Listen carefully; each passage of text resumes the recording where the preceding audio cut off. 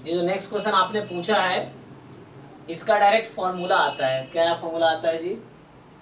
तो जैसे ये क्वेश्चन है 11 नंबर कि A1 की वैल्यू 1 है और A2 की वैल्यू 7 है। an प्लस 1 जो है an plus an minus 1 upon 2 है।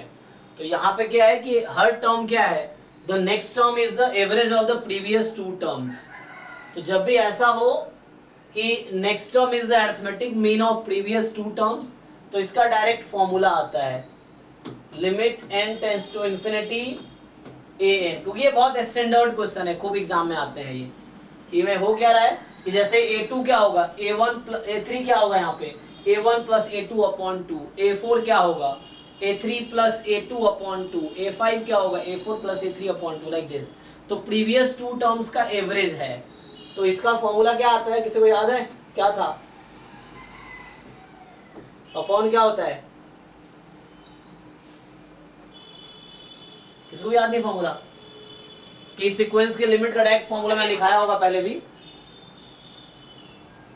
तो ये अपॉन में 3, तो ये फॉर्मूला डायरेक्टली यूज कर लो, क्योंकि प्रूफ थोड़ा सा लेंदी होता है, मतलब 2-3 मिनट लग जाएगा, हो तो जाएगा उससे भी। तो प्रूफ तुम कर सकते हो इसको क्रॉस मल्टीप्लाई करके एंड डिफरेंस में लिख के फिर कैंसिल होके आ जाता है। बट डायरेक्टली याद रख सकते हो जब भी ऐसा हो कि next two term is the average of this, तो ये आ जाएगा। अब इसमें पुट कर दो आप, तो कितना है 1 प्लस 14/3, तो आंसर इज 5। ठीक है, इस क्वेश्चन का आंसर 5 होगा। आयुष, हाँ भाई इसमें क्या है देखो, तो इसने जो पूछा है सेकेंड क्वेश्चन कि x का पीएमएफ दे रखा है कितना। एक तो ये पीएमएफ इनकम्प्लीट है, ये लोग सही से प्रूफरीडिंग नहीं कर रहे ना। ये x 1/6 होगा कब, जब x की value probability x is equal to x 1/6, जब x की वैल्यू 1 2 3 4 5 6 होगी। 6 वैल्यूज होंगी ना, तभी तो सब पे बराबर प्रोबेबिलिटी आएगी। तो 1 से 6 तक होगा एंड y बराबर है y is equal to X square minus 3x plus 2। ठीक, तो पूछ रहा है y का पीएमएफ बताओ। तो मेरे भाई x का सपोर्ट ये है, तो इससे करस्पॉन्डिंग तुम y का सपोर्ट निकाल सकते हो। अच्छा, इसको फैक्टराइज भी कर सकते हो थोड़ा आसानी के लिए। तो क्या लिख सकते हैं इसको, x माइनस 2 x माइनस 1। अब इसका सपोर्ट निकालो जरा, y का सपोर्ट क्या क्या होगा, what are support of y?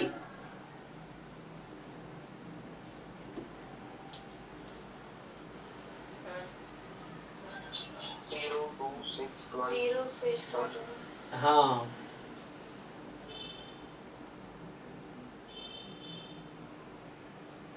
तो चलो इसका सपोर्ट निकाल लो पहले, थर्ड पॉइंट पे मार्क्स है। आयुष है यहाँ पे, ऐसे क्वेश्चन भेज दिया है खाली ग्रुप में, और इन लोगों को उस वीडियो में ही देखना है। हाँ, क्योंकि क्या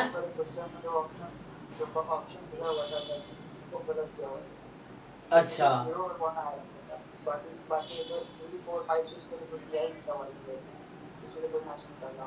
हाँ हाँ, इसमें नहीं, मतलब ये क्वेश्चन अगर पूछ रहा है तो क्लास में तो आने चाहिए ना, वरना वो फिर कितने वीडियो ढूंढेगा सोल्यूशन का। तुमने ग्रुप पे भेज दिया, चलो सॉल्व करा देंगे सर, लेकिन इतने 60 वीडियो हो गए डाउट क्लास की, ये चलता है लास्ट में 200 वीडियो हो जाएंगे, 100-150 वीडियो हो जाएंगे डाउट क्लास के। कहाँ ढूंढोगे अपने डाउट्स, ये है।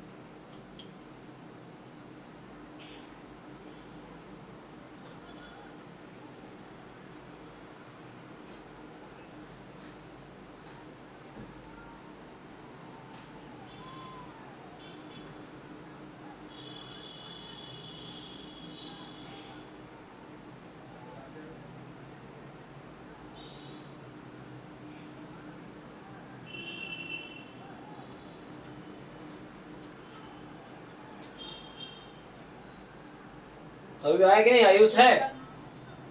एक मतलब भेजना इसको व्हाट्सएप पे।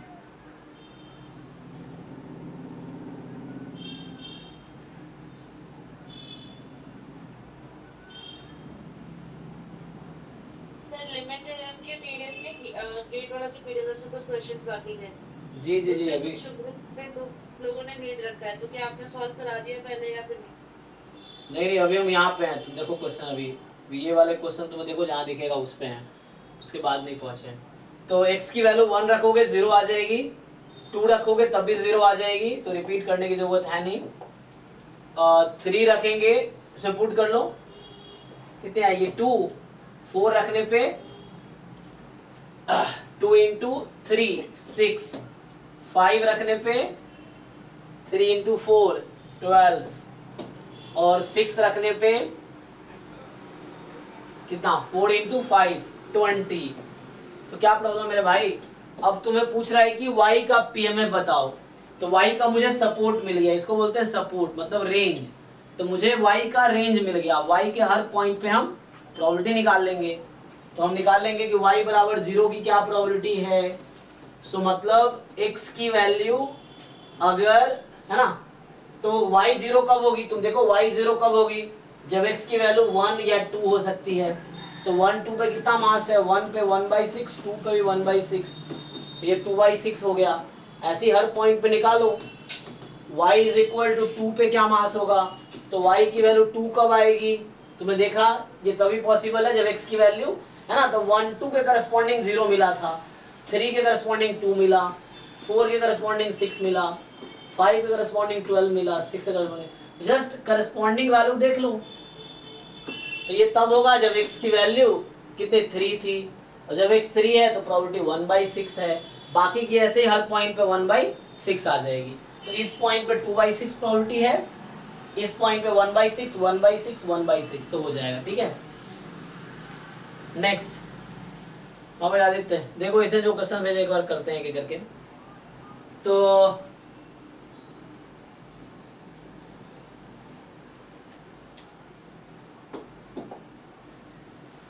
क्या कह रहा है कि suppose x1 x2 xn is a random sample from uniform 0 थीटा, है ना, ओके, और yn भी द मिनिमम, तो yn मतलब फर्स्ट ऑर्डर स्टैटिस्टिक्स है। तो क्या प्रोबेबिलिटी है n time greatest integer value of y1 is equal to k, ऐसा बोल रहा है ना।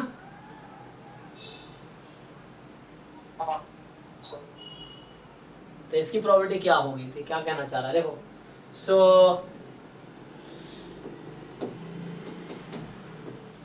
तो x1 x2 xn जो है तुम्हारे पास ये यूनिफॉर्म 0, थीटा है, ठीक। যারা বসে আছেন দর্শক সাধারণ আপনাদের কাছে অনুরোধ করছি আপনারা দয়া করে টায়ার টাওয়ারগুলো ছেড়ে দিন।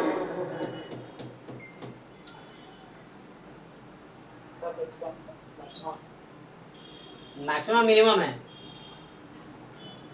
पढ़ो एक बारी। तो मिनिमम दिख रहा है, minimum of x1 x2 xn, check करो क्वेश्चन में ये लिखा है मिनिमम ऑफ, ऐसा लिखा है ना। तो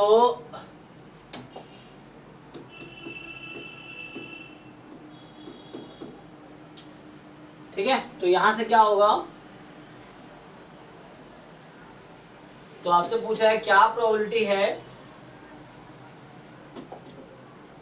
और बाद में लिमिट लगाने हैं।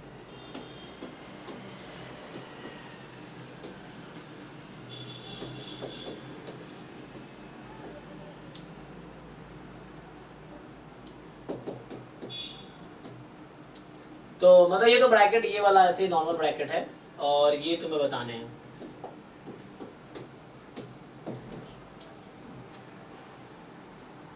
और के क्या है, के की वैल्यू हो सकती है 0 1 2 3 कुछ भी। अच्छा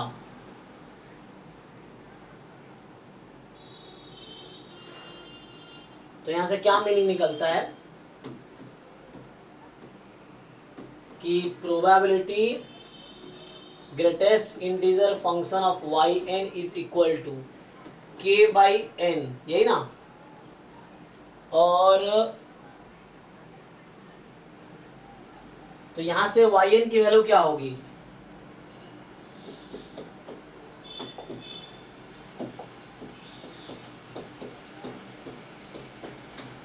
यहां से yn का रेंज क्या होगा, k/n से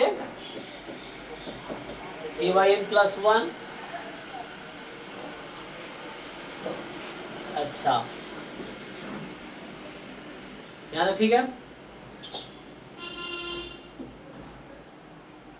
तो अभी अगर तुम सिंप्लीफाई करो, ये क्या हो गया, कॉन्टिन्यूअस है ना, तो CDF of yn at k/n+1 minus CDF of yn at k/n। yn first order statistics है, तो फर्स्ट ऑर्डर स्टैटिस्टिक्स के CDF का फॉर्मूला क्या होता है,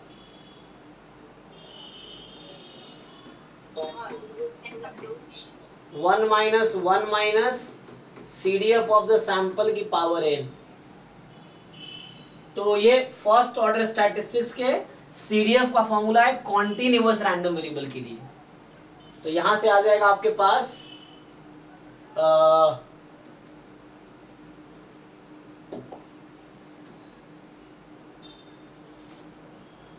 ठीक है, तो इसको यूज कर लो अब।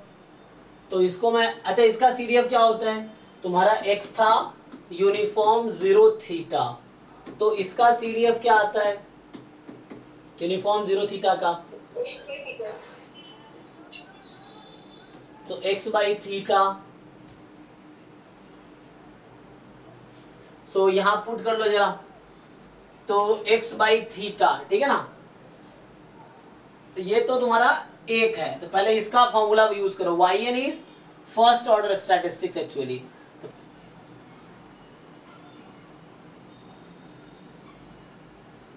चलो नेक्स्ट देखते हैं, इसमें कुछ गलती है क्वेश्चन में, इसको छोड़ दो। कुछ पहले भी एक बार आया था, मुझे लगता है इसमें गलती है, मिस्टेक है, तो बाकी लोगों के डाउट पे आते हैं। अच्छा तुम्हारा इस टाइप के क्वेश्चन बहुत बार आ चुके हैं गेट में, गेट मतलब आए एग्जाम में, ये इंटीजर टाइप के क्वेश्चन, वो एक्सपोनेंशियल दिया हुआ रहता है और उसको इंटीजर मतलब y equal to integer of x, ऐसा कुछ क्वेश्चन है, तो वो सारे क्वेश्चन नहीं होते। क्यों नहीं होते हैं, तुम पूछो, सबको आते हैं, क्यों नहीं होते हैं क्वेश्चन, तो क्वेश्चन पूछो जो नहीं होते हैं। सर वो थोड़ा सा कर दीजिए ना सर। कहाँ है क्वेश्चन, क्वेश्चन कहाँ है, सर आपको बोल रही हूँ। अरे तो उसका आंसर पॉइजन 1-1/थीटा है, तो उसको प्रूफ करके देख लो। तुम हाथ पैर चलाते नहीं हो, बस ऐसे पूछ लेते हो, क्या उसमें दिक्कत है, वो तो आसान क्वेश्चन है। एक्सपोनेंशियल 1 दे रखा है और तुम्हें y है greatest linear function of x, तो y का सपोर्ट निकालो, उस पॉइंट पे मास निकाल लो, क्या दिक्कत है, वो थ्योरम है एक्चुअली। वो तो इंटीजर माइनस जी, और उसको निकालना है y equal to integer of x। हाँ तो मैं वही तो बोल रहा हूँ कि ये एक थ्योरम है जिसका आंसर आता है y का डिस्ट्रीब्यूशन आएगा पॉइजन विथ ज्योमेट्रिक p, जहाँ p की वैल्यू 1-1/थीटा आएगी, सारा बच्चों को पता है। तुम क्वेश्चन भेजो ग्रुप में, हर बच्चा सॉल्यूशन भेज देगा इसका, क्योंकि इसका क्लास में 10 बार डिस्कशन हुआ इस क्वेश्चन का। तुम कोई क्वेश्चन भेजो ग्रुप में, कोई ना कोई सॉल्व करके भेज देगा तुम्हें, और इसका प्रूफ भी बहुत आसान सा है। सपोर्ट निकालो, मास निकालने की कोशिश करो पॉइंट पे, तो तुम ट्राई नहीं करते, तुम क्वेश्चन देख के तुम्हें लगता है तुमसे नहीं होगा, तुम ट्राई करो तभी तो होगा ना, ये चीज है।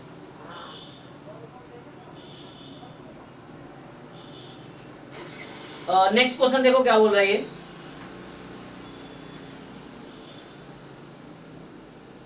कि a bag contain 50 ticket numbered 1 to 50, of which 5 are drawn at random and arranged in ascending order of magnitude।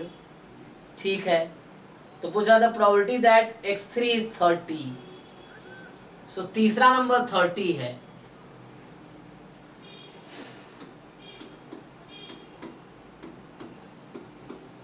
Okay, तुमने 5 नंबर ड्रॉ किए,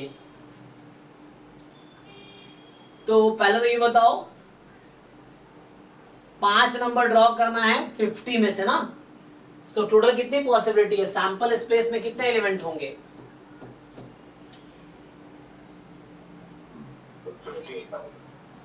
सो out of 50 number you have to choose any 5 number, है ना, तो 50 C5।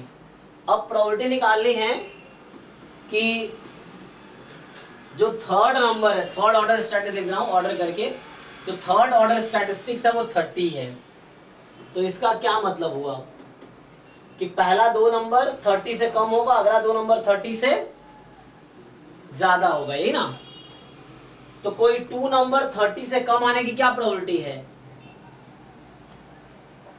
You select any two number and that will be less than 30, उसकी क्या probability होगी?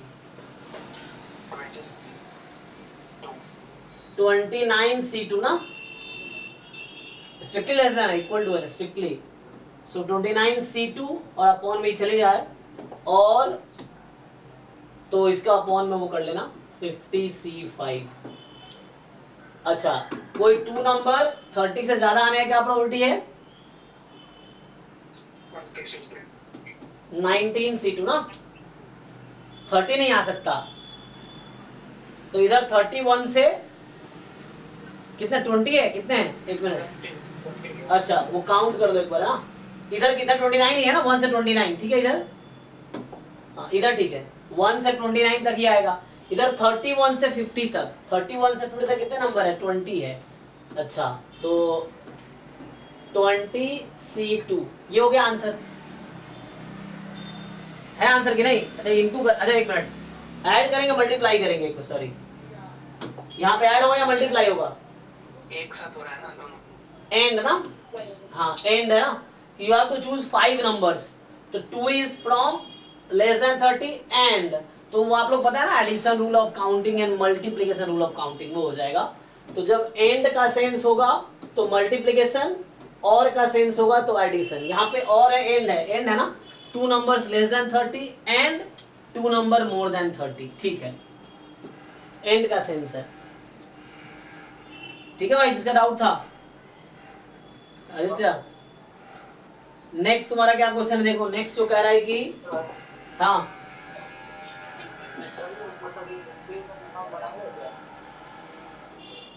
Discrete uniform 50 draw कर रहे हैं, वो बनाएगा टोटल 50 वाला। हाँ क्या होगा? 1/50 क्या कह रहे हो तुम? एक का 1/50 लेंगे, ये कह रहे हो तुम? लेकिन एक थोड़ी ड्रॉ करना है, 5 ड्रॉ करना है तुम्हें। तो एक में ठीक है 50 होगा, 1/50C1 हो गया, यहाँ 5 है तो 1/50C5 हो जाएगा। अच्छा ठीक है।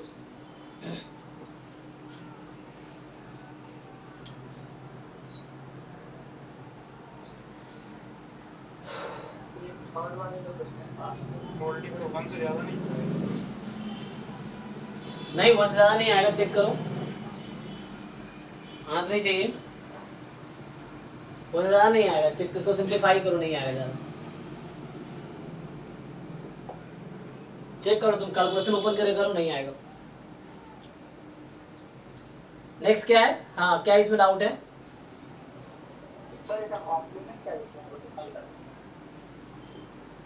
What is the probability that at least one color is not drawn? कम से कम एक कलर जो नहीं आया है, सो कम से कम एक कलर है जो नहीं आया है। इस स्टेटमेंट का क्या दूसरा तरह से मीनिंग हो सकता है? सारे कलर कॉम्प्लीमेंट होगा, सारे कलर आए हैं, यस सर, हाँ। फॉर्म 1 माइनस 2 कॉम्प्लीमेंट होगा कि ऑल कलर्स आर प्रेजेंट, तो कर दो 1 minus all colours are present, तो 1 माइनस एट, हाँ इसका कॉम्प्लीमेंट हो गया 1 minus all colours are present, ठीक है। नेक्स्ट में क्या डाउट है?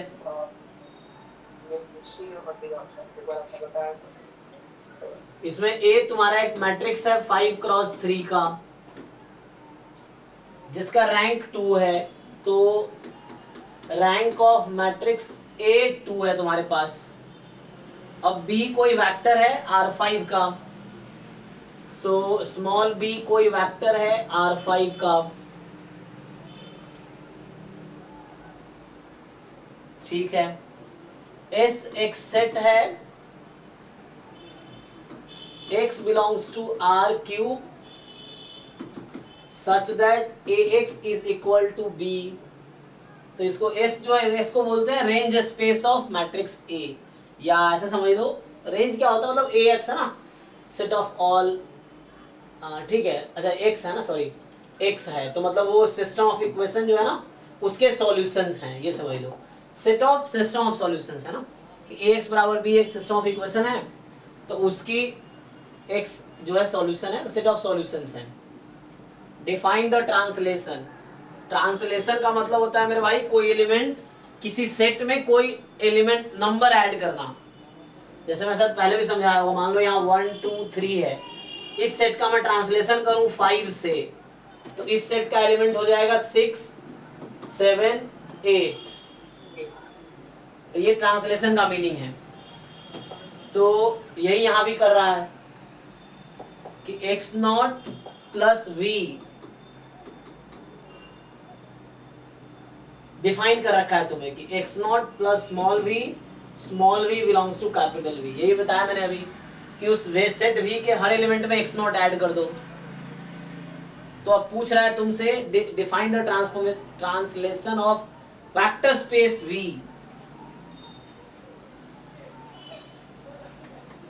R cube.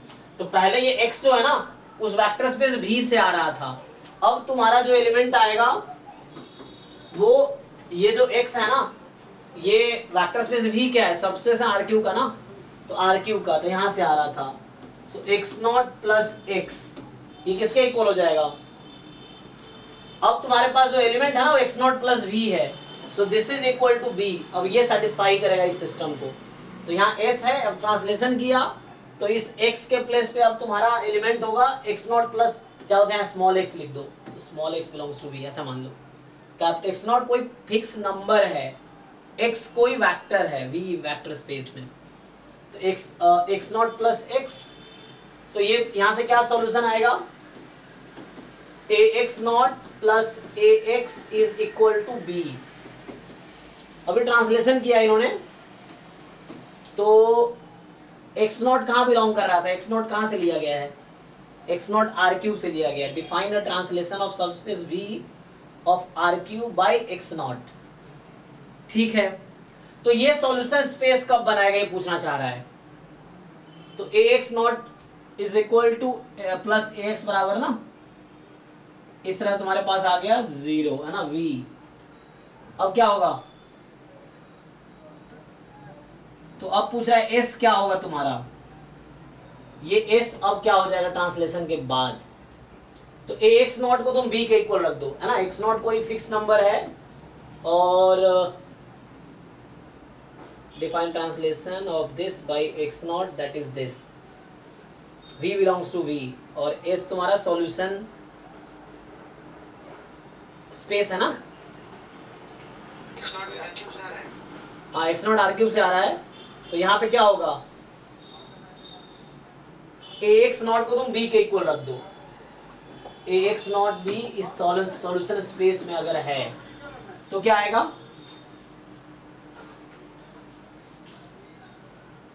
ट्रांसलेशन, तो यहाँ से ax की वैल्यू कितनी आ जाएगी, तो यहाँ पे 0 आ गया। तो अब इसमें x जो है तुम्हारा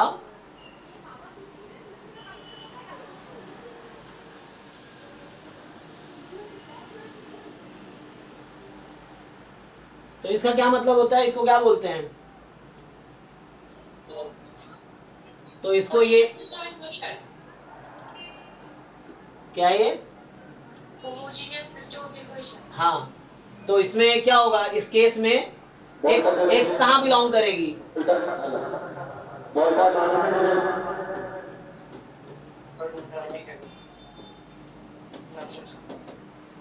x will belongs to null space of A।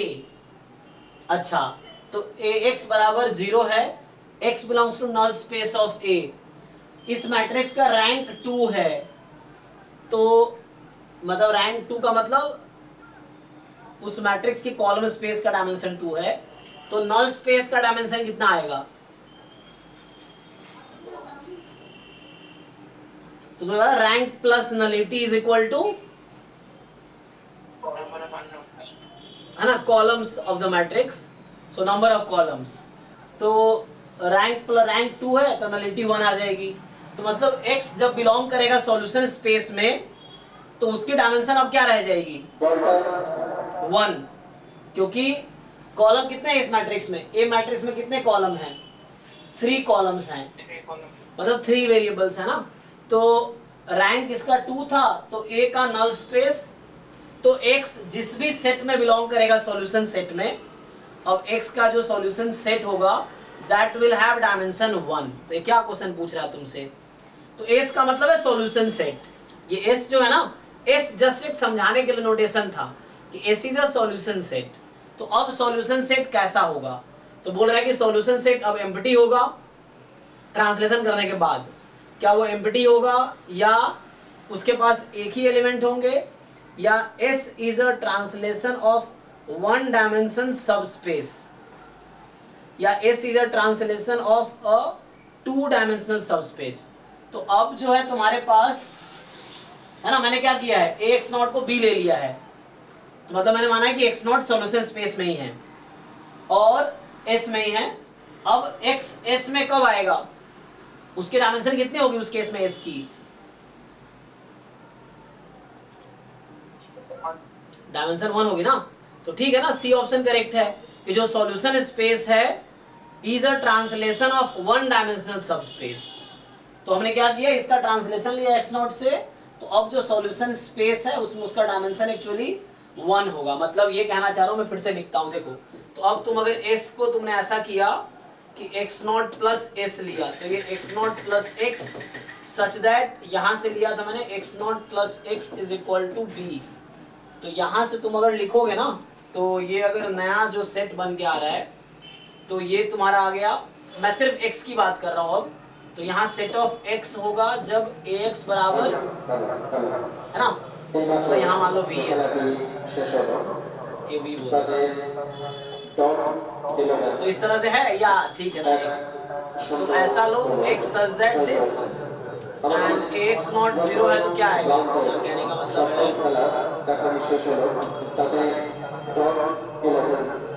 x not इसी सेट में बिलोंग कर रहा है मान लो, तो यहाँ से ax बराबर 0 आया। तो उस केस में set of x such that this, तो इसका डायमेंशन 1 होगी।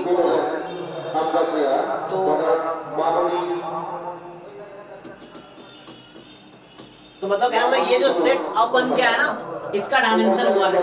तो ये जो सॉल्यूशन स्पेस है इसका डायमेंशन 1 होगा। तो ये सी वाला ऑप्शन ही करेक्ट होगा यहाँ पे, ठीक है। इसका हो गया।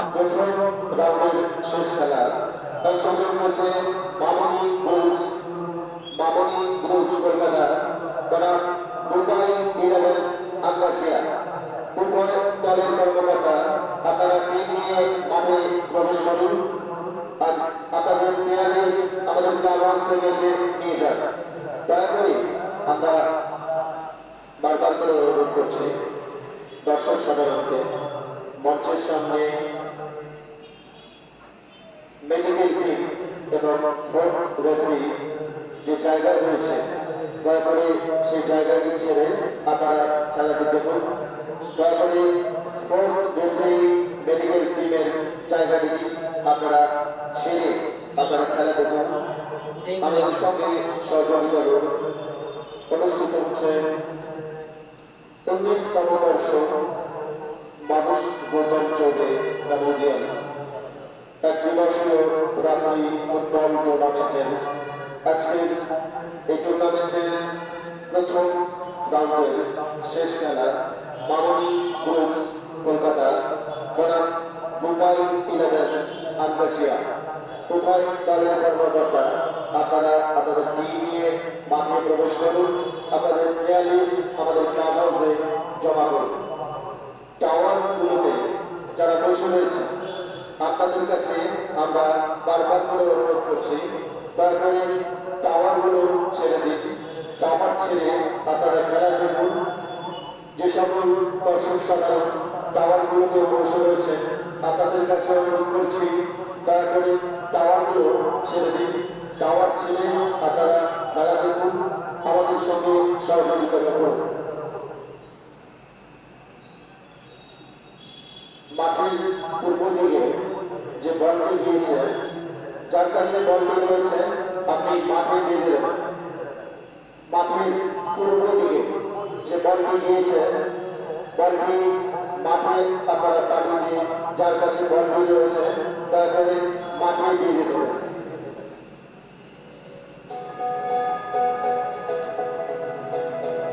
আজকের এই টুর্নামেন্টের বিশেষ আকর্ষণ কাতার ওয়ার্ল্ড কাপ, যার চাকরি সারা বিশ্বের ফুটবল প্রেমী মানুষ দেখেছে।